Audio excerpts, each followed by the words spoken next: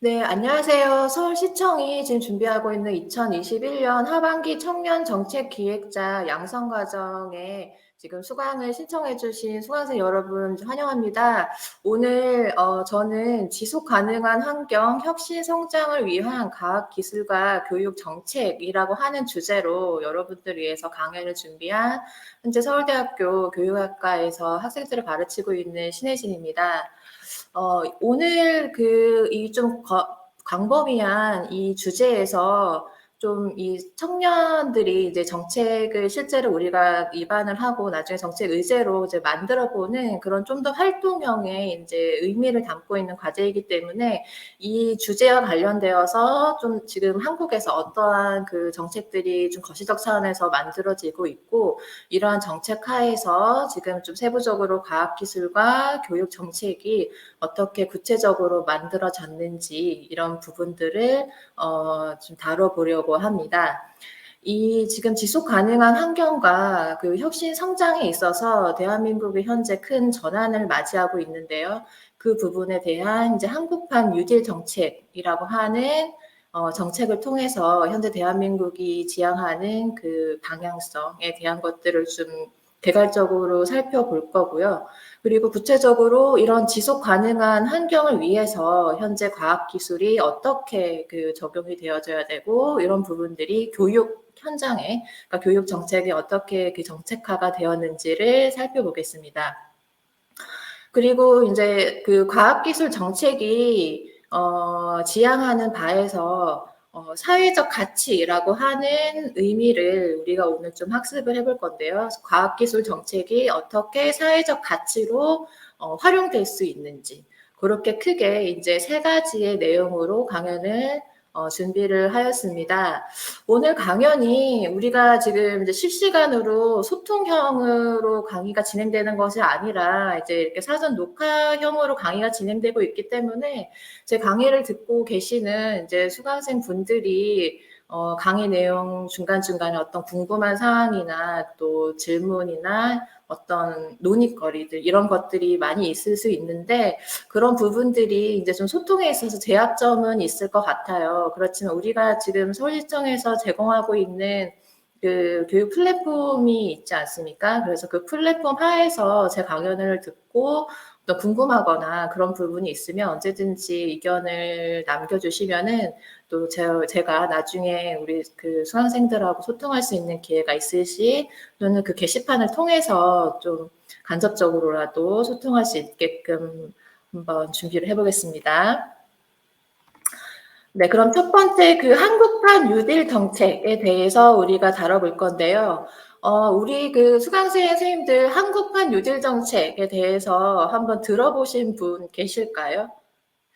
그 언론이나 이런 데서 지금 뭐 전 세계적으로 어떤 뉴딜 정책이 만들어지고 어떤 기사나 이런 데서도 한국판 뉴딜 정책이 새롭게 뭐 구상이 되었다 이런 소식들을 접했던 선생님들도 계실 텐데 그럼 이런 한국판 뉴딜 정책이 어떠한 배경에서 현재 등장을 하게 되었고 어떠한 내용들을 담고 있는지를 크게 한번 살펴보도록 할게요. 지금 대한민국은 그동안 우리는 굉장히 빠른 이제 신성장 중심의 경제 발전을 강조를 하여서 국가가 굉장히 이제 빠른 성장에 이제 도래를 하였습니다. 근데 지금 현재 우리 경제가 이제 성장세가 좀 추세적으로 하락이 되고 있으면서 특히나 이런 저성장 그리고 이런 빠른 성장에 대한 그 사회적 의미에서는 좀 사회 안전망이 미흡한다라던가 이런 사회적 양극화가 심화되는 문제점을 야기를 했습니다. 지금 제시되어 있는 것처럼 우리나라의 이제 경제 성장률은 초기 이제 90년대에서 현재 2010년도에 이르기까지 그 경제 성장의 성장세가 이제 좀 하락되고 있는 패턴이 나타나고 있고 무엇보다 이런 이제 경제 발전 중심의 국가 성장이 우리 사회에서의 어떤 불평등 그리고 사회의 양극화를 초래한 문제점이 제기가 되기 시작을 한 거죠. 그러다 보니까 이제 국가 차원에서 이런 경제 패러다임의 전환이 필요하다. 그래서 이런 전환을 추진 중에 있고요. 어떠한 비전을 세웠냐면 우리 모두가 함께 잘 사는 혁신적인 포용 국가. 이를 구현을 위해서 보다 사람 중심 경제로 패러다임 전환을 추진을 하고 있습니다. 즉, 공정 경제의 기반 위에서 혁신 성장과 함께 우리 모두를 포용할 수 있는 포용적 성장을 추진을 하고 있습니다. 이런 배경에서는 우리 이제 작년에 이제 예기치 못한 코로나19 충격이 전 세계적으로 이제 대고 간 이후에 이제 전례 없는 경기 침체를 초래를 하게 되었는데, 이러한 배경에 따라서 이제 각국에서도 이를 대응하기 위한 여러 이제 전략들이나 방향들이 나왔기 시작을 했거든요. 그래서 코로나19에 따른 이제 각 국가의 강도 높은 이런 봉쇄 정치 과정에서 실제로 그 경제가 굉장히 경기 침체가 이루어지고 일자리 충격이 이제 또 직면을 하게 되었죠. 그리고 이제 감염병 사태에 따른 이런 경제 사회 구조가 전반에 있어서 어떤 대대적인 이제 변화를 맞이를 하게 됩니다. 지금 오른쪽 이제 표에 보면은 과거 이제 미국의 사례에서 이런 대공황 극복을 위해서 국가가 어떠한 그 가치 중심으로 뉴딜 정책을 추진을 하였는지, 이제 사회적 합의에 기반하여서 구제와 회복, 개혁에 중점을 두어 추진하였다. 이게 이제 예전 30년대 대공황 그 극복을 위한 뉴딜 정책인데, 지금 코로나19 이후에 우리도 이제 이런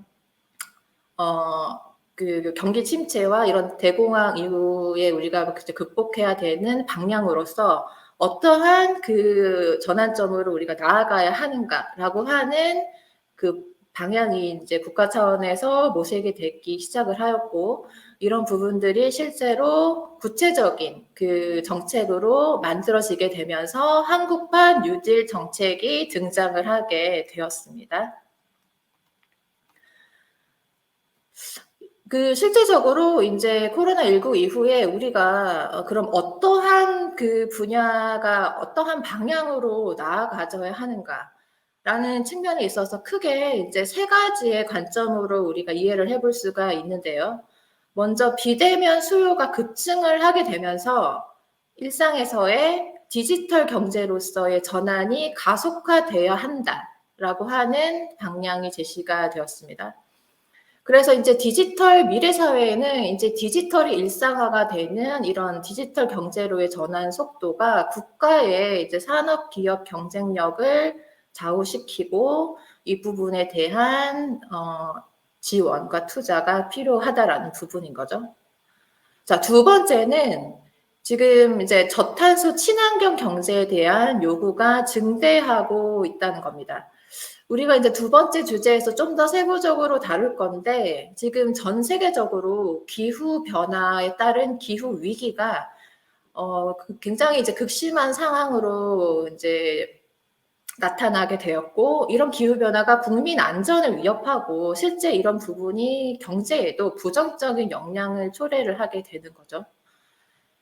그러다 보니까 이런 좀 더 국가 차원에서 우리가 이런 환경을 보호할 수 있게끔 하는 구체적인 어떤 방향, 이런 전환이 필요하다라는 그 지향점을 가지고 이를 그린 경제, 그래서 보다 이제 녹색 어떤 성장이라든가 이런 그린 경제로의 전환이 필요하다라고 하는 그 두 번째 방향으로 제시를 하게 되는 겁니다.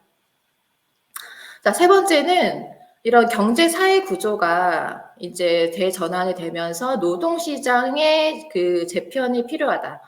그러니까 지금 디지털화, 그린 경제로 전환을 하게 되면서 미래 사회에서 이제 준비를 해야 되는 신기술, 그러니까 신산업 일자리가 늘어나게 되고, 이런 부분들이 이제 노동이나 실제로 그 고용 시장에서의 업무 형태, 이런 원격 근무가 확대된다라던가 재택근무, 이런 부분들이 보다 이제 빠른 속도로 그 산업계에 이제 투입이 되면서 일자리의 형태가 보다 더 다양화된다라고 하는 거죠. 이런 이제 그 노동시장의 재편과 함께 우리 앞에서 다룬 것처럼 이런 사회 불평등을 초래하는 어떤 양극화 문제, 그래서 이런 양극화가 심화되고 있는 이런 요인들을 보다 이제 좀 집중을 하여서 이를 감수할 수 있게끔 하는, 이런 크게 세 가지의 축으로 한국판 뉴딜 정책이 이제 등장을 하게 됩니다. 이 한국판 뉴딜 정책은 이렇게 정의를 우리가 사실 내릴 수가 있어요. 한마디로.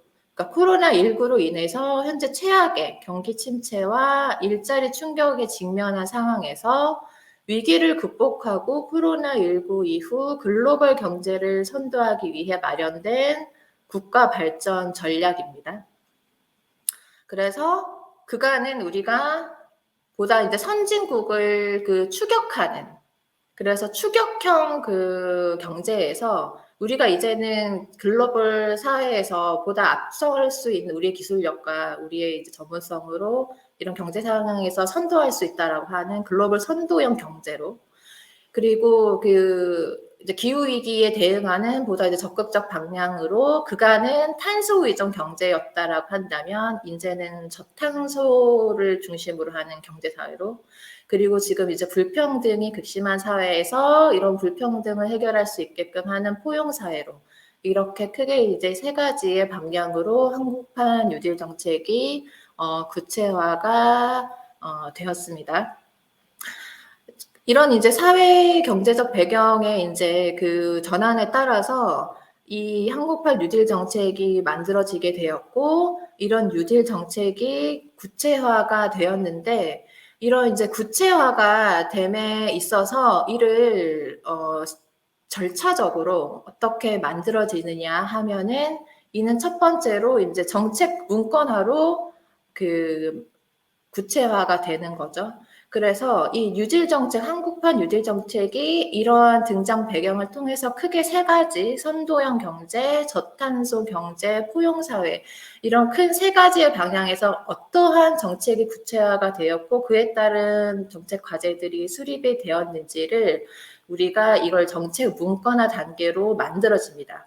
그러면 뉴딜 정책이 어떠한 비전을 세웠고, 이런 비전에 따라서 어떠한 정책의 방향을 제시를 하고 있고, 각각의 정책 방향에 대해서 실제로 추진할 수 있는 추진 과제, 이런 것들이 전략화적으로 만들어지면서 이것이 정책으로 수립이 되게 됩니다. 그래서 이 세부적인 내용을 이제 우리가 살펴볼 건데요. 지금 한국판 뉴딜 1.0 2020년 초기에 이제 지금 제시되어 있는 그림과 같이 발표가 되었죠. 그래서 지금 제가 계속 설명을 한 것처럼 비전을 세우고, 추격형 경제에서 선도형 경제로, 탄소 의존 경제에서 저탄소 경제로, 불평등 사회에서 포용 사회로 도약하게끔, 이러면서 크게 세 가지, 디지털 뉴딜과 그린 뉴딜, 그리고 보다 사람 중심 포용 국가를 만들어지는 안전망 강화, 이렇게 세 가지의 정책 방향을 수립을 한 겁니다. 그리고 이렇게 세 가지의 정책 방향에 따라서 구체적인 과제가 만들어지게 되고, 이런 것들이 우리가 실제 현장에서 체감하게 되는 정책으로 입안이 되는 거죠. 그래서 크게 디지털 뉴딜에서는 지금 제시되어 있는 것처럼 데이터 댐이라던가 지능형 정부, 스마트 의료 인프라라고 하는 영역에서의 추진 과제를 만들고, 그리고 디지털 그린 융복합해서 그린 스마트 스쿨, 디지털 트윈, 스마트 그린 신단이라는 것들을 과제화로 제시를 하였죠. 그리고 이제 그린 뉴딜이라고 하는 영역에서는 그린 에너지, 그린 리모델링, 그리고 보다 친환경 미래 중심적인 모빌리티. 그래서 이렇게 10가지의 대표 과제를 만들고, 이에 대한 세부 과제가 총 28가지 과제로 세분화가 되었습니다. 이게 이제 작년 이제 한국판 뉴딜 1.0에서 지향하려고 했던 정책의 방향과 세부적인 추진 과제가 되는 거죠. 자, 얼마 전 이제 이 내용을 바탕으로 한 1년 정도의 시간을 지나면서 우리가 정책이라고 하는 거는 시기가 이제 변화함에 따라서 현재 상황에 맞아서 더 필요한 내용이 있으면 이런 부분들이 보완이나 개정이 되는 거죠. 이런 정책 개정의 과정을 거치게 되는데, 최근에 이제 한국판 뉴딜 2.0이 업그레이드 되어서 발표가 되었습니다. 그래서 인제 어떤 그 차이가 있는가, 어떤 부분들을 우리가 1년 동안에 있으면서 정책이 개정되었는지, 방향이나 이런 부분들, 그런 부분들을 우리 강의 듣고 있는 수강생 선생님들이 이제 같이 찾아보면은 좋을 텐데요. 인제 뭐 비전은 '대한민국 대전환을 통해 선도국가로 도약을 하겠다.'라는 비전을 세우고, 크게 인제 세 가지의 방향에서 지역 균형 뉴딜이라고 하는 부분을 인제 좀 더 구체적으로 만든 것을 알 수가 있죠. 그래서 지금 이제 너무 우리가 수도권 중심의 이런 성장들이 이루어지고 있는데, 지역이 동반 균형 성장할 수 있게끔 하는 방향으로 이 부분이 이제 새롭게 들어간 거를 이제 따로 영역으로 아예 뺐다라는 부분이 있는 거죠. 그래서 크게 이제 디지털 뉴딜, 그다음에 저탄소 환경 중심의 의미를 하는 그린 뉴딜, 그리고 이제 사람 중심 포용 국가, 안전망 강화를 하는 것을 휴먼 뉴딜로 잡고, 그리고 지역 균형 발전이라고 하는 의미에서 보다 많은 권한이나 많은 권한을 지방으로 내린다라는 지방 자치, 지역 자치 중심의, 그래서 인제 뭐 지자체 주도형으로 어떤 뉴딜 정책을 만들게끔 하겠다 하는 지역 균형 뉴딜이 이제 2021년부터 한국판 뉴딜 2.0의 이제 영역으로 들어가게 되는 거죠. 그래서 지금 이런 한국판 뉴딜 정책은 크게 네 가지의 방향으로 이제 정책화가 되고 있습니다. 요 가운데 그림을 보는 것처럼 디지털 뉴딜, 그린 뉴딜, 휴먼 뉴딜, 지역 균형 뉴딜.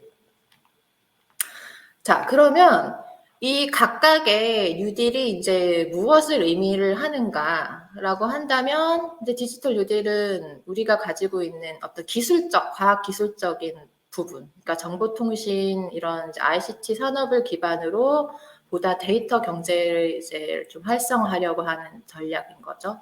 그래서 이런 디지털 경제와 관련이 있는 어떤 AI 기반 지능형 정보를 만들고, 그를 역성할 수 있는 교육 인프라 부분을 확충하여서 이런 교육 인프라가 디지털 전환을 할 수 있게끔, 그리고 인제 비대면 산업이 더 활성화가 됐기 때문에 이런 비대면 산업을 육성하겠다라고 하는 내용을 담은 것이 디지털 뉴딜을 의미합니다.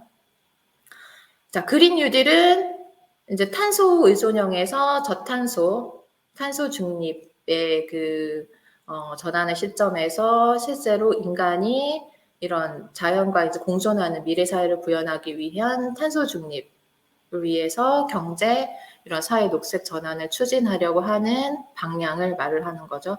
그래서 뭐 구체적으로는 우리가 뭐 전기차, 수소차 등을 더 시민들이 사용할 수 있게끔 하는 어떤 정책을 펼친다라던가, 그다음에 이제 공공시설에서 나오는 이런 좀 에너지들을 좀 줄일 수 있게끔 하는 이런 과제들을 세우고 있는 거죠.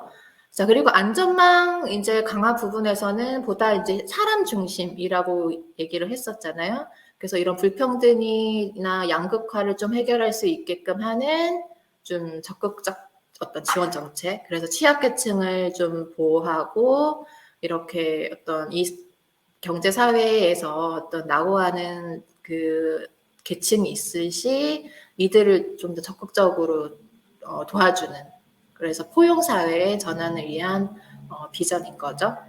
그래서 뭐 고용보험 어떤 좀 구체적 정책으로는 고용보험 가입 대상을 뭐 확대한다라던가, 아니면 뭐 국민 취업 지원 제도를 도입하자, 이런 논의들이 나오고 있고, 그다음에 이런 디지털 그린을 담은 인재 양성이 필요하다, 이런 과제들을 제시를 하고 있습니다.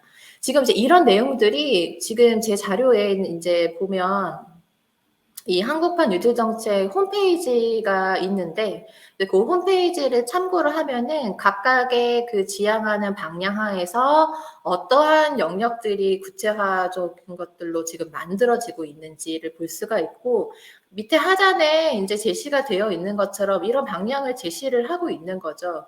우리는 이런 한국판 뉴딜을 만듦에 있어서 현재 큰 방향성을 세워놓고 있고, 꾸준히 기업이나 어떤 이제 민간의 목소리를 기꺼이 기울이고, 이와 관련된 전문가, 그다음에 실제 정책에 위반되는 수요자, 그런 이제 우리 지금 강의를 듣는 선생님들도 정책을 실제로 이제 적용되고 되는 이제 수요자가 되는데, 이런 사람들의 의견들을 수업해서 앞으로 더 효율적인 정책이 될 수 있게끔 만들어 가겠다. 이제 이런 부분들을 제시를 하고 있는 거죠.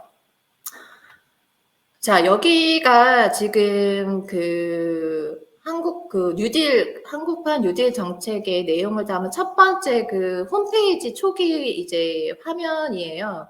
그래서 이제 이 홈페이지를 가보면은 지금까지 한 이 4가지의 방향에 따라서 각각의 이제 어떠한 정책들이 만들어지고 있는지, 요걸 다 같이 이제 이 홈페이지를 한번 클릭을 해서 이제 보면은 될 것 같은데, 여러분들이 지금 오른쪽 상단에 있는 홈페이지를 이제 눌러서 보면은 각각의 내용들이 어떻게 정책으로 이제 구체화가 되고 있는지를 알 수가 있습니다. 그래서 지금 보면은 크게 이 4가지의 정책 방향 하에서 밑에 10가지의 이제 대표 과제들이 제시가 되어 있고, 그 다음에 최근 이제 한국판 뉴딜 2.0에서 크게 5가지의 대표 과제들을 제시를 하고 있죠.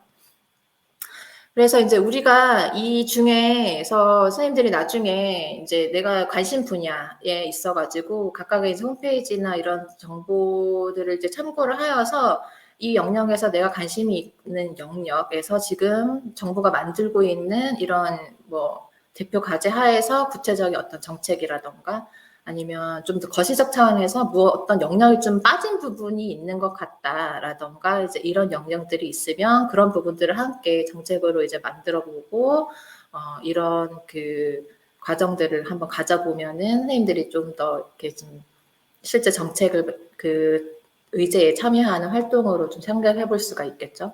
자, 이렇게 이제 한국판 뉴딜 정책의 이제 큰 방향으로 이제 내용을 살펴보았는데요. 이 중에서 우리가 오늘 좀 더 이제 세부적으로 이러한 정책에서 어떻게 과학기술이 교육정책하고 연결되어서 사용이 되었는가라고 하는 부분을 지금 이제 박스로 친 그린 뉴딜을 중심으로 살펴보려고 합니다. 그린 뉴딜 정책은 아까 얘기했지만 우리가 기후위기에 대응을 한 보다 적극적인 정부 차원의 지원 정책 방향이라고 했었잖아요. 이런 저탄소, 그 다음에 실제로 이제 탄소 중립, 넷제로라고 하는 이런 탄소 중립의 사회가 만들어지기 위해서 어떠한 정책들이 필요로 하는지를 두 번째 주제로 좀 다뤄보도록 하겠습니다. 이런 저탄소 사회로서의 전환, 그린 뉴딜이라고 하는 정책이 만들어지게 된 배경에서는 우리가 2015년 파리 기후협정을 이해를 해야 합니다. 지금 여러분들이 이 기후위기, 지구온난화라던가에 대한 이상기후 현상이라든지 이런 부분들을 혹시 많이 체감을 하고 계신가요? 실제로 우리가 일상에서 굉장히 바쁘게 이렇게 생활을 하고 있는데, 지금 언론이나 이런 데서도 기후 위기가 이제는 거의 우리가 재난에까지 이르게끔 굉장히 심각한 환경 문제를 초래를 하고 있고, 이제는 이런 지구와 환경 살리기가 전 국민 차원에서 선택이 아닌 거의 의무가 되어야 되는 상황에 이르기까지 굉장히 중요하게 강조가 되고 있는데, 사실 이런 실제로 최근 30년 사이에 지구 평균 온도가 1.4도씩 상승하면서 지구 온난화 경향이 굉장히 이제 극심하게 된 거죠. 그리고 이런 것들이 이제 폭염, 폭설, 태풍, 산불 등 이런 이상 기후 현상이 세계 곳곳에 나타나게 되면서 이런 기후 위기의 어떤 기후 변화의 문제의 심각성들이 전 국제사회에서 보다 집중적으로 조망이 되기 시작을 한 거죠.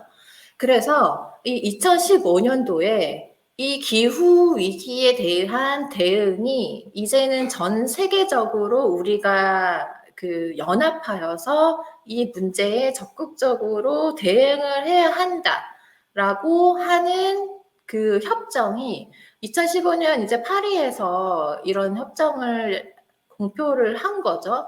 그래서 이 기후변화 대응에 대한 그 국가 차원에서의 어떤 실천 정책이나 전략을 선진국뿐만 아니라 개도국이 모두 참여하게끔 하는.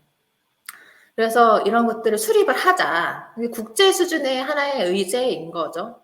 자, 그래서 이제 우리나라는 2016년 11월 3일부터 이제 이를 본격적으로 이제 비준화가 되었는데, 이런 이제 지속 가능한 환경을 위한 그 이런 2015 파리 기후 협정 부분에 대해서 그 관심이 있는 분들은 우리가 요새는 인터넷이 이제 구글링 검색을 해보면은 이 파리 기후 협정 이후에 일어났던 어떤 각 국가 간의 어떤 뭐 좀 전략이라던가 정치적 행동이라던가 그래서 트럼프 대통령이 이 파리 기후 협정에서 우리 국가는 사실 동참하지 않겠다라고 발표를 하면서 굉장히 큰 파장이 일었던 사건이 있었죠. 그래서 근데 최근에 이제 바이든 대통령이 이제 당선이 되면서 다시 우리도 그 기후 변화에 전 세계의 그 선도 국가로서 적극적 동참을 하겠다라고 이제 다시 재가입을 한 거죠. 그래서 이런 이제 국제적 그 정치적인 어떤 또 전략 상황들이 있는데, 그래서 이런 파리 협정의 목표는 우리가 구체적으로 이제 목표를 이제 세우고 이 목표 달성을 위해서 전 세계가 함께 동참하자라는 걸로 이해를 하면 됩니다. 그래서 지구 이제 온도 그 상승률을 우리가 1.5도씨로 억제하기 위해서는 실제 2050년까지 탄소 순 배출량이 0이 되게끔 하는 탄소 중립 사회로의 전환이 필요하고, 이를 위해서 우리가 전 세계적으로 동참하기 위한 협약을 맺은 거죠. 그래서 2050 탄소 중립이라고 하는 그 배경이 등장을 하게 된 거예요. 자, 이렇게 탄소 중립 2050, 2050년까지 탄소 중립을 실현하게끔 하기 위해서 각국에서 이제 구체적인 정책들이 만들어지고 있는데, 자, 우리나라는 2016년 이후부터 이제 이런 것들을 실제로 정책화를 하는 데 있어가지고 지금도 이제 뭐 여러 영역에서 만들어지고 있는데, 자, 첫 번째로 소개를 할 그 법안, 입법화로 된 정책을 하나를 이제 소개를 해보면은, 우리는 이제 2020년도에 그 저탄소 녹색 성장 기본법을 이제 시행을 하게 된 거죠. 그러면서 새롭게 법령화를 통해서 이 기후위기 대응에 적극적으로 정책을 만들어 가겠다. 그래서 이 법안의 목적은 뭐라고 나와요? 경제와 환경의 조화로운 발전을 위해서 저탄소 녹색 성장에 필요한 기반을 조성하고, 이런 녹색 기술과 녹색 산업을 새로운 성장 동력으로 활용함으로써 국민 경제의 발전을 도모하고, 저탄소 사회 구현을 통하여 국민의 삶의 질을 높이고 국제사회에서 책임을 다하는 성숙한 선진 인류 국가로 도약하는 데 이바지함을 목적으로 한다. 자, 이렇게 이 법안의 이제 목적을 세우고 각 조항별로 이제 새롭게 법안화가 되어 있는 내용을 볼 수가 있죠. 지금 하단에 있는 이 링크를 이제 가시면은 실제 새로운 어떤 사회가 어떤 문제나 이제 사회 현안에서 대응하는 정책이 뭐 입법화로도 만들어질 수가 있고, 아니면 실제로 어떤 제도나 이런 변화를 통해서 지방이나 어떤 행정 단위에서 정책 사업화로 내려갈 수도 있고, 이렇게 이제 정책이 실제로 구체화적인 이제 방향이 우리가 이제 요 영역 이후에 실제로 정책이 어떻게 만들어지게 되었는가라고 하는 강연에서 좀 더 심층적으로 이해를 해볼 수 있겠지만, 이제 이런 입법화라던가 아니면 어떤 이제 실제로 정책 사업화로 그 정책이 적용된 현장에서 만들어진다라든지 어떤 제도의 변화가 될 수도 있고 이런 것들이 될 수가 있는데, 자, 요 입법화는 대한 그 정보는 지금 하단에 되어 있는 링크를 가보면은 우리 대한민국에서 있는 이제 헌법 하에 만들어지고 있는 다양한 이제 영역별에 대한 기본법 내용들을 볼 수가 있거든요. 그래서 그 안에서 어떻게 입법화가 되어 있고 이 입법하에서 어떠한 내용들이 만들어졌는지 그런 부분들을 우리 선생님들이 찾아서 이제 보면은 구체적 내용을 알 수가 있겠죠. 그래서 이제 이런 내용들을 보면서 그런 그 학습을 할 때 어떠한 생각을 해보시냐면은 이 이제 새로운 문제 이거는 진짜 지금 새로운 어떤 문제형에 따라서 만들어진 정책의 한 유형인 거잖아요. 그런 데서 내가 생각했었을 시 내가 사회를 바라보는 어떤 현상에 있어서 아 이런 영역들이 지금 만들어졌구나. 아 이런 영역들이 입법화에서 배제에 빠져 있구나. 라던가 이런 좀 비판적인 관점이라던가 아니면 아 이런 영역들이 실제로 정책화가 되었구나 라든지 이런 식의 좀 이제 좀 더 이렇게 선생님들이 평소에 가지고 있던 경험이나 백그라운드를 통해서 한번 같이 공부를 해보면은 좀 더 의미 있는 과정이 되겠죠.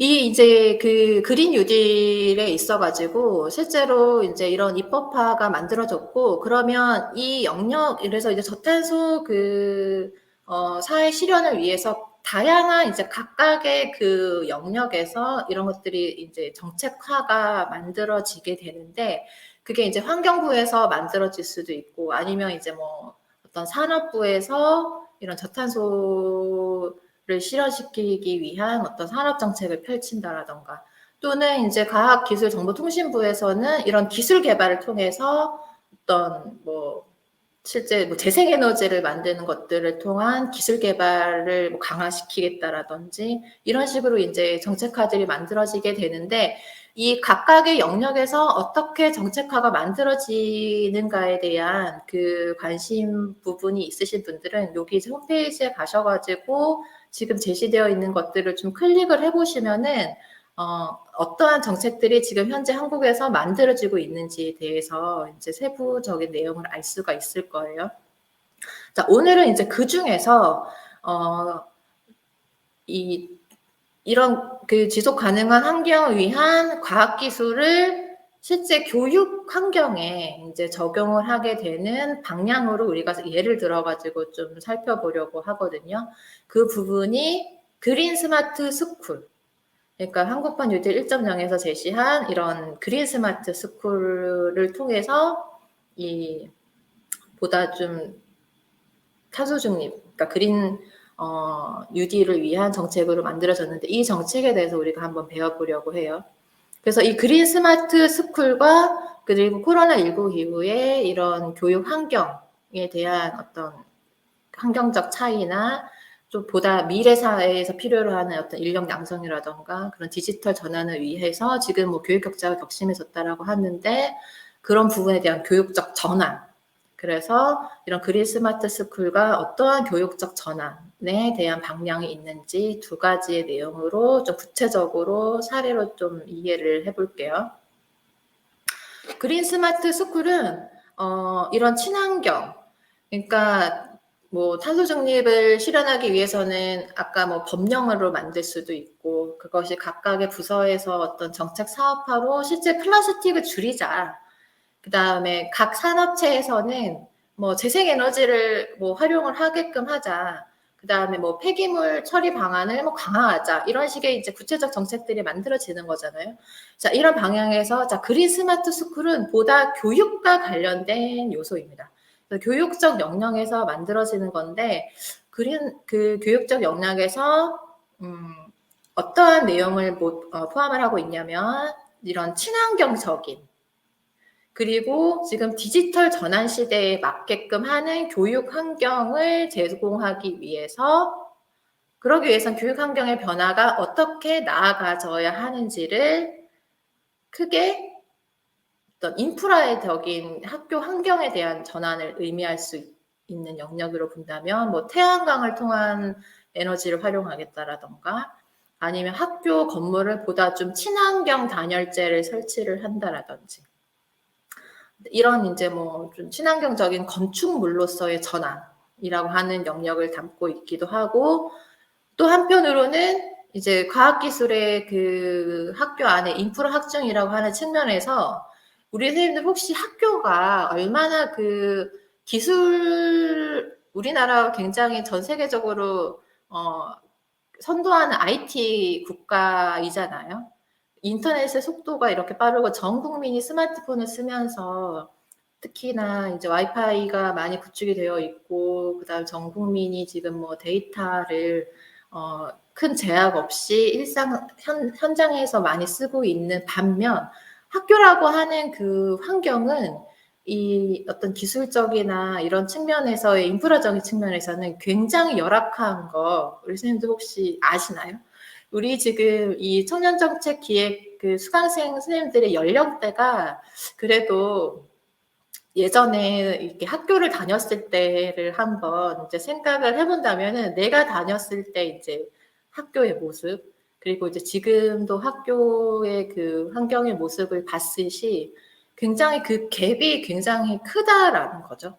그러니까 그래서 이제 학교가 조금 더 이런 어떤 기술의 활용, 그래서 학교라고 하는 공간에서 이런 그 디지털 시대에 필요로 하는 교육의 어떤 전환이라고 하는 측면에서 보다 더 많은 어떤 지원과 강화, 이런 부분들이 이제 필요로 하다라는 얘기들이 나오고 있는데, 그런 의미에서 이제 뭐 전체 교실 와이파이 구축, 최소한 그 지금 뭐 원격 교육 비대면 시대에 이제 원격 교육이 뭐 활성화되어야 한다라고 하는 방향에 있어서 이 원격 교육이 학교 안에서 활용이 되기 위해서는 사실 크게 세 가지의 그 요소가 필요로 하는 거잖아요. 기본적으로 제공을 해줘야 되는 요소가.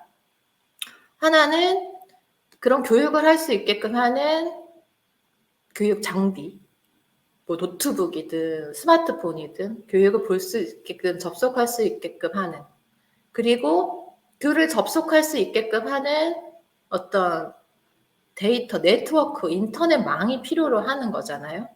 그래야 그 플랫폼에 접속을 하게 되죠. 그리고 마지막으로 이런 도구와 인터넷을 통해서 교육이라고 하는 공간에서 소통할 수 있게끔 하는 플랫폼. 이 세 가지가 원격 교육과 디지털 교육 전환의 시대에서 필요로 하는 최소한의 갖추어야 되는 기본적 요소로가 될 수 있겠죠. 자, 그런 면에서 우리가 학교라고 하는 곳이 이런 부분이 다 준비가 현재 되어 있는가? 그럼 이런 부분들이 준비가 되어 있지 않다라고 한다면 그런 것들이 또 다른 어떤 격차, 또 다른 불평등을 만들어갈 수 있는 거잖아요. 자, 그런 면에서 이제 우리가 좀 생각을 해볼 수 있는 거죠. 어떠한 그 정책이 필요를 하는지. 그래서 이제 지금 그린 스마트 스쿨은 이제 초기 단계에 지금 현재 있어요. 그래서 이런 환경의 건물적인 측면에서의 친환경 뭐 건축을 자재를 사용을 하고 이런 것뿐만 아니라 이제 그 실제 학생들이 수업을 할 수 있게끔 하는 최소한의 단위에서 전체 교실 와이파이 구축을 하겠다. 그리고 이런 그린 스마트 지금 스쿨 대상을 확대해서 필요로 하는 영역에 따라서 단계적 지원 정책을 펼치겠다. 자, 이렇게 큰 방향을 제시를 했어요. 자, 그러면 이 방향 하에서 어떻게 그 정책이 실제로 학교 영역에서 만들어졌는지 우리 조금 이따가 다시 보기로 하고, 그 지금 이제 여기서 이제 제시를 해둔 거는 우리가 이제 지금까지 정부 정책에서 만들어지고 있는 이런 정책의 비전, 그리고 이제 정책 과제, 정책 방향, 그에 따른 세부 정책 그 추진 과제가 제시가 되어 있다라는 것들을 살펴봤는데, 실제로 이런 그 정책을 구체적으로 어떻게 그 국가가 만들어지고 있는가를 그 이해를 하기 위해서는, 자, 첫 번째로 그 각 부처별로 제시를 하고 있는 연도별 주요 업무 계획을 참고를 하면은 됩니다. 그래서 지금 실제로 뭐 저탄소 그러면 그린 뉴딜 하에서 각각의 부처가 교육부는 뭐 학교 환경을 개선을 하겠다라고 발표를 했다라고 하고, 그 다음에 뭐 환경부는 실제로 뭐 플라스틱 줄이기 정책을 뭐 펼치고, 또는 뭐 시민이 체감하게끔 하는 뭐 자전거 타는 자전거나 어떤 또 활용의 뭐 확대라던가 이런 부분들을 한다라고 했었는데, 그럼 이런 것들 실제로 어떻게 구체적으로 정책화가 되고 있는가라는 것들이 우리가 궁금할 수 있잖아요. 그러니까 지금 이 청년정책 기획 양성 그 과정에서도 지향하는 바가 궁극적으로 우리가 실제로 정책을 입안해보고 정책 의제를 제안해보는 목표가 있단 말이죠. 그랬을 시 중요한 요소 중에 하나는 지금 현재 우리가 어떠한 정책들이 만들어지고 있는지를 이해하는 것이 필요하잖아요. 그래서 그런 단계에서 그 자료는 제가 지금 설명을 해드리는 것처럼 먼저 각 부서에서 제시를 해주는 주요 업무 계획을 참고를 하면 됩니다. 그래서 지금 샘플을 가지고 온 거죠. 그래서 과학기술정보통신부는 2021년 주요 업무 계획을 제시를 하고 있고, 이 안에 보면은 이 부서에서 올해 추진하려고 하는 비전, 그 추진하려고 하는 정책 방향, 그에 따른 정책 과제들이 제시가 되어 있습니다. 마찬가지로 교육부 샘플도 가지고 와봤는데요. 올 2021년 교육부가 지향하는 정책 비전, 그에 따른 추진 정책 방향, 추진 과제들이 제시가 되어 있는 거죠. 내가 그린 뉴딜에서 친환경 탄소 중립에 대한 정책이 궁금하다 하면은 이 열어보시면서 과학기술정보통신부에서는 이 그린 뉴딜을 위해서 어떤 것들을 구체적으로 정책화를 만들고 있는지, 입법화를 제안하고 있는지, 제도화를 개선을 하고 있는지, 아니면 뭐 실제 정책 사업으로 만들고 있는지, 이런 것들을 이 자료를 보면서 찾아보면 되는 거예요. 그래서 지금 이제 우리가 샘플로는 이런 그린 스마트 그린 뉴딜에서 교육부가 추진하고 있는 그린 스마트 이제 스쿨이라고 하는 정책을 살펴보겠다라고 했는데, 그거는 이제 여기 제시되어 있는 이 자료, 요 자료를 통해서 이제 구체적으로 볼 거예요. 그리고 뭐 이런 이제 그 중앙행정 단위에서의 그 추진 계획안과 함께 우리 17개 이제 시도 수준에서도 각 시에서 맞는 시도에서 필요로 하는 그 세부적인 또 요소들이 있을 거 아니에요. 그러니까 그런 환경을 고려를 한 구체적인 시도 중심의 또 정책이 궁금하다. 그러면 서울시 주요 업무 계획을 보면 되는 거예요. 그리고 우리는 이제 교육청이 분리되어 있는 분리행정 구조잖아요. 그렇기 때문에 교육 영역은 교육청에서 만들고 있죠. 그러니까 교육 영역에서 학교가 어떻게 이런 것들이 정책화가 되어 있는가가 궁금하면 각 교육청의 업무 계획을 보면 됩니다. 하단에 제시되어 있는 그 사이트에 이제 접속을 하면은 각각의 그 큰 지향점이 하에서의 주요 업무 계획이 있고, 그리고 그 세부적인 정책 그 과제별로 또 세부 영역들이 제시가 되어 있으니까요. 내가 이번 그 수강을 듣는 동안 난 이 영역에 관심이 있다. 우리가 다양한 관심 영역을 지금 뭐 사전에서 조사를 했잖아요. 그랬을 시 이 문건을 꼭 한번 읽어보고 나중에 정책 제안 때 실무적으로 우리가 활용을 해볼 때 도움이 되면 좋을 것 같아요. 그리고 이제 정책을 이해함에 있어가지고 한 가지 또 꼭 강조를 하고 싶은 부분은, 우리가 이제 정책을 이해할 때 첫 번째 단계가 문서로 이해를 한다라고 했었잖아요. 그래서 문서로 읽게 됩니다. 그래서 지금 교육부에서는 뭐 과학기술정보통신부에서는 이런 방향과 이런 비전으로 정책을 만들고 이를 과제화를 하고 있구나. 이렇게 이해하는 단계가 1단계입니다. 그런데 실제로 이 정책이 문건화되어 있는 정책이 실제로 현장에 적용이 되는 단계가 두 번째 단계인 거죠. 플라스틱 줄이기를 목표를 제시하고 전 국민 플라스틱 줄이기에 동참하겠습니다. 라고 해서 그에 대한 구체적인 뭐 리사이클링 빈을 뭐 설치를 하겠다라든지 가령 그런 정책이 이제 만들어졌어요. 그러면 그 다음 단계에서 필요로 하는 게 뭘까요? 실제 이런 것들이 현장에서 잘 설치되어서 운영하고 있는가? 이 부분에 대한 것에 우리는 좀 더 관심을 가져야 된다는 거죠. 그래서 이 영역을 우리가 문건화되어 있는 단계에서 실제 현장에 적용되는, 그래서 현장에서 이 정책이 잘 적용될 시 비로소 정책이 효과가 있다라고 하는 이 이론이 있어요.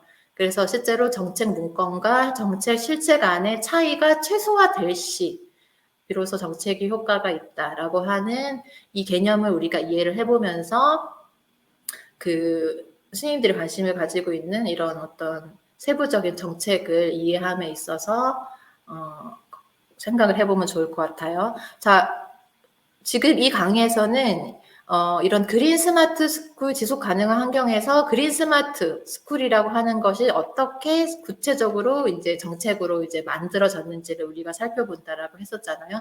그 내용을 이제 구체적으로 한번 볼게요. 자, 그린 스마트 스쿨. 아까 전에 그 교육부가 한 2021년 그 기본 계획 하에서 그린 스마트 스쿨 기본 계획안. 지금 요 가운데 있는 세부적인 이제 그 정책 과제가 되는 거죠. 그 정책 과제 하에서 어떻게 이를 구체적으로 만들 것인지를 이해를 하면 됩니다. 그래서 크게 그린 스마트 스쿨이 지향하는 내용은요, 크게 4가지로 이해를 할 수가 있어요. 첫 번째는 공간 혁신. 그래서 실제로 뭐 지금의 교육과정, 우리가 오늘이 이 교육과정, 교육정책적 그 강연이 아니기 때문에 너무 세부적으로 교육으로 들어가지 않고 실제 그 교육이라고 하는 곳이 어떠한 방향으로 이 지속 가능한 환경을 위해서 과학기술을 적용하는 정책을 펼치고 있는지 정도로만 볼 거거든요. 그래서 그 굵직굵직한 방향만 살펴볼 거예요. 그래서 첫 번째는 이제 공간 혁신. 실제로 이 교육을 하는 공간이 어떻게 교육과정과 연계되게끔. 아까 이제 친환경 뭐 건축물을 사용하겠다라고 하는 것을 살펴본다면은 실제로 뭐 우리가 친환경 건축물을 사용을 하면서 그런 것들이 어떤 실험이나 이런 과정으로 교육과정과 연계되어서 적용을 또 해볼 수가 있는 거죠. 뭐 이런 방향이 한 축으로 있고, 자, 두 번째는 스마트 교실 해서 지금 그 어떤 수업에서의 그 원격 교육 활성화를 위한 어떤 좀 디지털형의 수업을 더 만든다라던가, 그 다음에 이런 인터넷을 활용을 하는 교사학습 환경을 만든다라던가, 이런 스마트한 교육 환경을 만들겠다라는 거예요. 그래서 뭐 디지털 교과서를 개발하겠다라던가 이런 영역을 말을 하는 거거든요. 그리고 세 번째는 그린 학교. 그래서 좀 더 실제로 학교에서 탄소 중립을 실천할 수 있게끔 하는, 그리고 환경 생태 교육을 체험할 수 있게끔 하는 그런 교육으로 만들겠다. 그리고 네 번째는 이제 뭐 학교 복합화다 해서 학교가 좀 더 이제 지역 사회하고 연계되어서 지역 커뮤니티의 공간으로서 공간을 활용하겠다, 이런 부분이거든요. 이렇게 4가지의 방향으로 현재 그린 스마트 스쿨이 그 지향을 하고 있습니다. 그래서 지금 우리가 그 미래 학교라고 하는 곳은 뭐 다양성 기반 교육, 창의 교육, 뭐 이제 시민 교육 이런 방향을 제시를 하고 있는데, 실제로 코로나19 이후에 우리가 이제 미래 교육을 그 논하는 교육자들이 늘 제시를 하는 방향이 코로나19 이후에 이런 미래 교육이 10년 사실 앞당겼다라고 볼 수가 있거든요.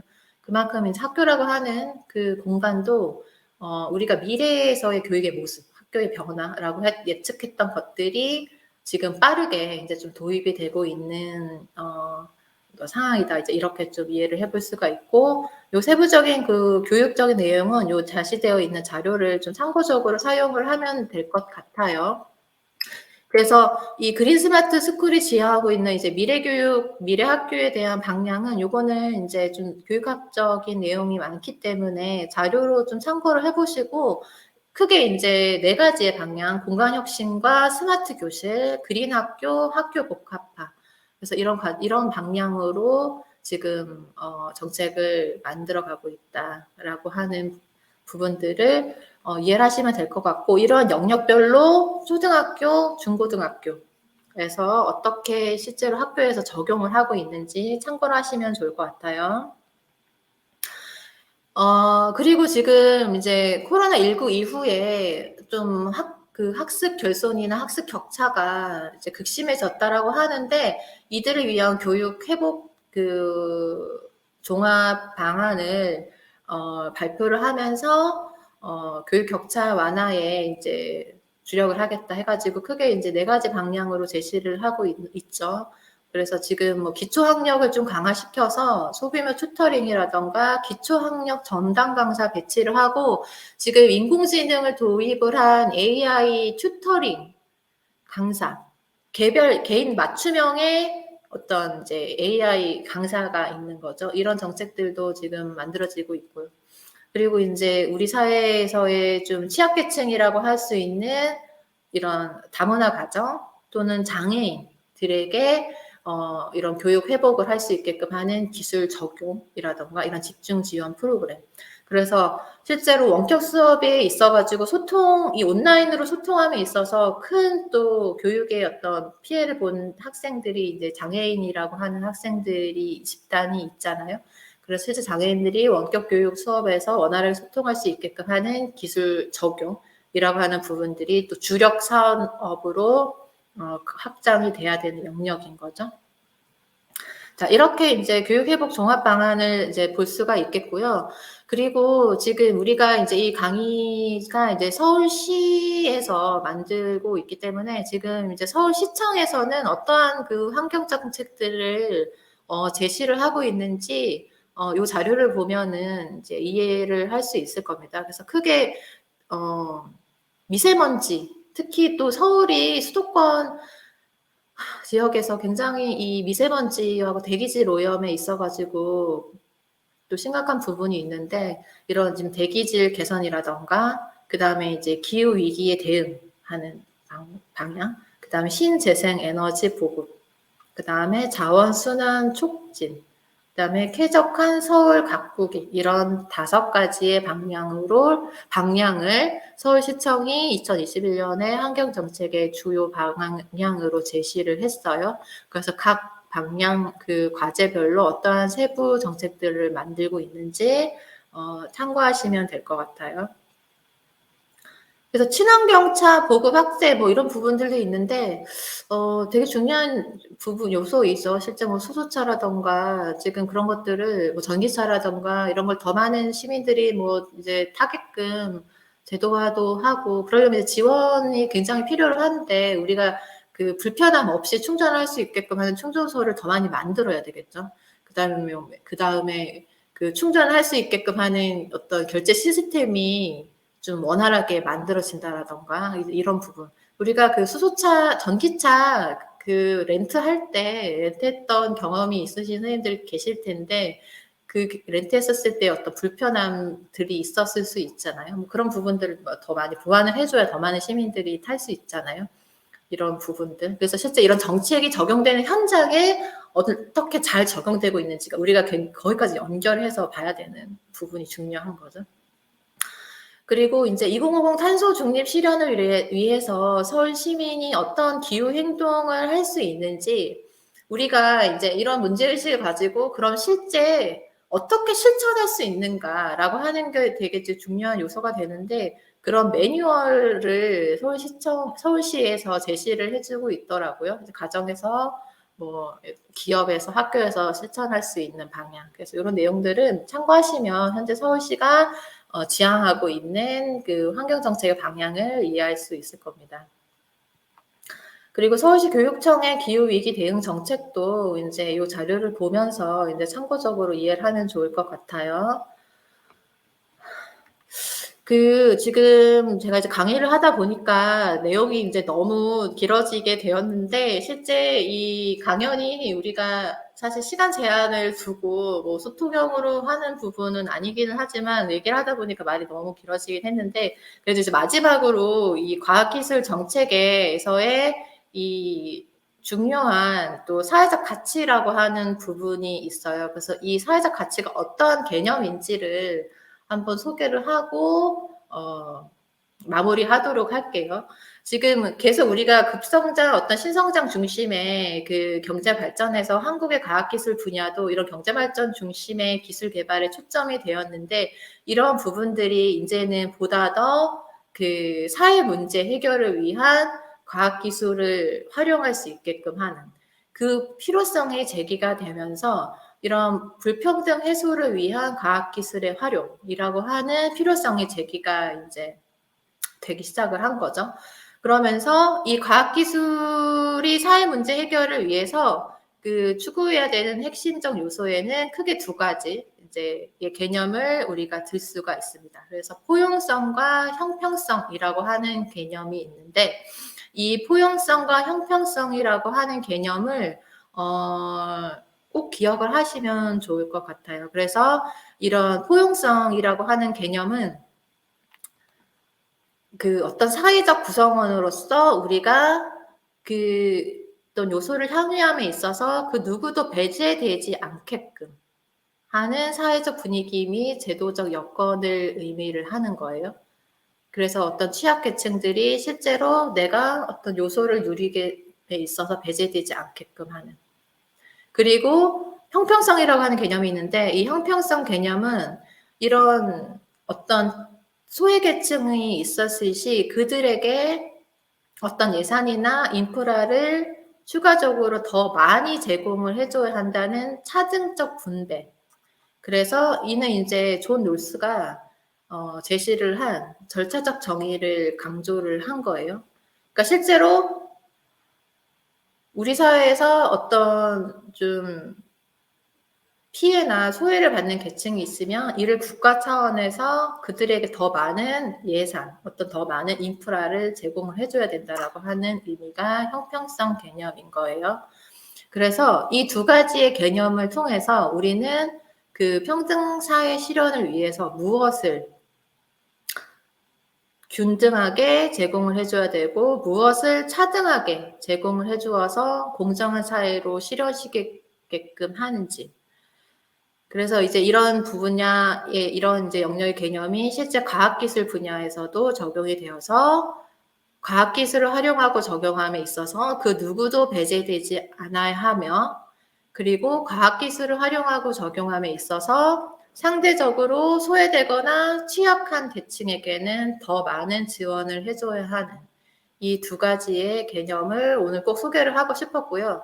이는 곧 누구에게 무엇을 얼마나 제공을 해주어야 하는가라고 하는 개념으로 정리가 됩니다. 이 부분은 나중에 기회가 있을 시 이제 이 포용성과 형평성이라고 하는 관점에서 어떻게 과학기술 분야의 그 활용이 사회적으로 활용이 되어야 하는지에 대해서 좀 더 다루도록 하고요. 이 제시되어 있는 이 자료를 보면서 그 미래 가치를 창출하는 우리가 혁신이라고 하는 과학기술의 활용이 필요한 것뿐만 아니라 국민 누구도 소외되지 않은 포용적 과학기술이 필요로 하다. 그리고 지금 현재 그런 사회로서의 전환의 시점을 맞이하고 있다. 이렇게 이해를 하면 좋을 것 같아요. 그래서 과학기술 정책의 그 현재는 혁신과 포용 두 가지를 균형 있게 갈 수 있게끔 하는 전략들을 만들어지고 있고요. 이 세부적인 내용들은 여기 자료에 이제 제시가 되어 있는 것처럼 과학기술정보통신부에서 어떻게 그 포용사회, 포용정책을 실현을 하고 있는지를 보면 될 것 같아요. 특히나 이런 디지털 격차를 좀 해소하는, 그래서 소외계층들의 디지털 격차를 해소할 수 있게끔 하는 어떤 환경 그 제공이라던가 이런 방향들을 제시를 해주고 있죠. 그 포용성과 형평성을 적용한 그 정책 사례에 실제 코로나19 발생 당시에 초기 정부 지원 대응 정책을 들 수가 있는데, 당시에 우리 굉장한 그 혼란 상황에서 우리나라가 최초로 온라인으로 이제 원격 그 온라인 개학이라는 걸 시도를 했었단 말이죠. 당시에 이제 여러 그 경험들이 있을 텐데, 이때 우리가 굉장히 주목해야 될 하나의 요소가 있어요. 그거는 코로나19 이후에 우리에게 익숙하지 않았던 원격 그 교육의 환경을 각 관련되어 있는 행정과 민간 단체가 협업하여서 이를 필요로 하는 학교에 적극적인 지원을 해준 부분. 이는 우리가 굉장히 긍정적으로 이제 바라봐야 되는 정책 사례 중에 하나인데, 당시에 그래서 과학기술정보통신부, 그 다음에 전자 및 통신회사, 뭐 SKT라든가 KT, 그 다음에 실제 핸드폰과 노트북을 만드는 삼성전자나 LG 이런 민간 산업체, 그리고 어떤 지방자치단체들과 협업 행정을 통해서 실제 기술 환경 관련되어 있는 이런 교육이 학생들이 학습을 할 수 있게끔 하는 기회와 조건의 격차를 발생하지 않게끔, 그래서 굉장히 적극적으로 지원한 정책 사례가 있습니다. 그래서 요 오른쪽 표에 보면은 각 영역에서 어떠한 요소들로 이런 협업 행정들을 실현을 하였는지를 볼 수가 있고, 이런 정책들이 사례가 포용성과 형평성을 적용한 사례로 이해할 수가 있겠습니다. 여기까지가 오늘 우리가 이제 크게 지속 가능한 이제 환경과 혁신 성장을 위한 과학기술과 교육 정책이라고 하는 내용들을 다뤄봤고요. 이런 내용에 있어서 우리가 이제 어떤 지식적인 측면에서 어떤 정책들이 나아가고 있는지라고 하는 부분들이 우리 선생님들한테 이제 학습의 성장으로 도움이 되었기를 바라고, 자, 무엇보다 이번 과정을 통해서 선생님들이 생각을 하면 좋은 부분이 이러한 그 지속 가능한 환경과 혁신 성장을 위한 구체적 정책이 아까 얘기한 것처럼 부처별 주요 업무 계획이 제시가 되어 있다라고 했잖아요. 그러면 이제 우리나라 지금 대한민국 정부 부처 구조인데, 이 각각의 부처에서 이러한 방향을 위해서 어떠한 정책들이 만들어지고 있는지가 궁금하면 제시되어 있는 곳에 홈페이지에 들어가셔서 저 주요 업무 계획을 참고하면 됩니다. 그리고 거기에서 그치는 것이 아니라 이런 문건으로 정의된 정책이 실제 현장에서 어떻게 실현되고 있는지까지 확장을 하여서 이런 정책 문건과 정책 실제 간에 나타나는 갭이 축소화될 수 있게끔, 그 갭이 나타나는 영역을 그럼 우리가 찾아서 왜 그러한 갭이 나타나고 있는지를 찾아보고 그에 대해서 왜 그런가를 정책을 제언을 해보고, 그런 피드백을 통해서 차기 연도에 지속 가능한 환경이 될 수 있게끔 하는 어떤 정책을 제언해보는 이 과정을 통해서 우리 선생님들이 관심을 가지고 있는 정책 분야에서의 정책 의제로서의 활동에 좀 참고를 하면 좋을 것 같아요. 지금 이 지속 가능한 환경을 위한 이제 정책 수립에 대한 참고 자료로 최근에 이제 환경 교육이 이제 학교에서 의무화가 되었는데, 이런 것들을 의무화하기 위해서 크게 이제 뭐 교육기본법을 이제 개정시키면서 실제 학교 안에서 환경 교육을 좀 더 강화할 수 있게끔 하는. 그래서 이제 이 요거는 시간 제한이 있으니까 선생님들이 들어가셔서 요 유튜브 영상을 보시면 될 것 같아요. 실제 보시고 이 지속 가능한 환경을 위한 교육 정책에서의 입법화 사례로서 볼 수가 있을 거예요. 자, 지금까지 이제 우리가 배운 요런 그 내용들을 바탕으로 하여서 실제로 지속 가능한 환경을 위한 정책을 한번 선생님들이 고민을 해보면 좋을 것 같아요. 근데 지금 뭐 이런 정부가 한국판 뉴딜 정책 하에서 크게 4가지의 영역을 세웠고, 그 중에서 오늘은 그린 뉴딜이라고 하는 그 그린 뉴딜이 등장한 배경에는 이제 탄소 중립 2050이라고 하는 국제적 차원에서의 그 전략 수립을 우리 대한민국에서도 만들 그에 대한 구체적인 전략들을 만들어 가고 있는 거고, 그런 부분들이 교육부와 이제 환경부 또 과학기술부 차원에서 어떠한 비전으로 어떠한 정책 방향을 세우고 세부 추진 과제들을 만들었는지를 제시를 하고 있는데, 이런 지속 가능한 환경적인 측면에서 사실 기후변화와 관련되어서는 어떤 부분이 정말 중요하냐면, 우리가 환경보호, 기후위기 대응에 대한 문제점과 심각성, 들을 굉장히 많이 사실 접하고는 있어요.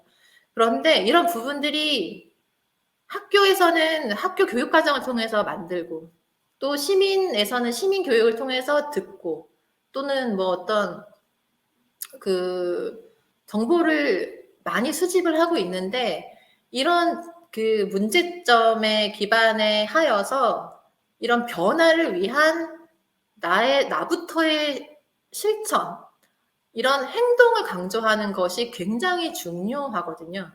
그래서 이런 특히나 환경교육과 관련된 환경정책은 개개인의 또는 기업 또는 뭐 단체가 실제로 기후위기의 심각성을 내가 당장 체감하지 못한다 하더라도 이런 것들이 실천될 수 있게끔 하는 강조가 굉장히 중요한 요소가 되죠.